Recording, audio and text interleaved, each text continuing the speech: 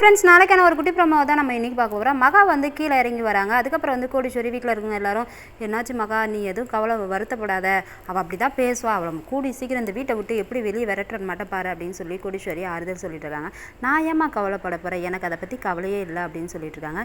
இங்கே பாருமா, சூர்யா கொலுசு வாங்கி கொடுத்துருக்காங்க அப்படின்னு சொல்லிட்டு வீட்டில் இருக்கவங்க எல்லாருக்கிட்டையும் கொலுசு காட்டி சந்தோஷப்பட்டு இருக்காங்க.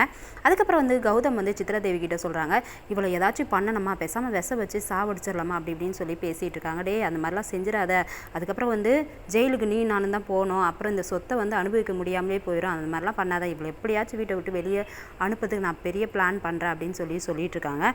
அதுக்கப்புறம் வந்து நம்ம அனாமியை வந்து கால் பண்ணி கௌதம் கிட்டேயும் சித்ராதேவி கிட்டேயும் இங்கே நடக்கிறது எல்லாத்தையும் சொல்லிட்டு இருக்காங்க. இங்கே வீட்டில் ஒரே சந்தோஷமாக இருக்காங்க, எது பண்ணாலும் வந்து சந்தோஷமாக இருக்காங்க, அது இல்லாமல் என்னை வீட்டை விட்டு வெளியே அனுப்புறதுக்காக பிளான் பண்ணுறாங்க அப்படின்ற மாதிரி சொல்லிட்டு இருக்காங்க. அதோட ப்ரோமோ முடிச்சிருக்காங்க. வர எபிசோடில் பல சுவாரஸ்யமான கதைகளை பார்க்கலாம். சேனல் பிடிச்சிருந்தா லைக் பண்ணுங்கள், சப்போர்ட் பண்ணுங்கள், மறக்காமல் சப்ஸ்கிரைப் பண்ணி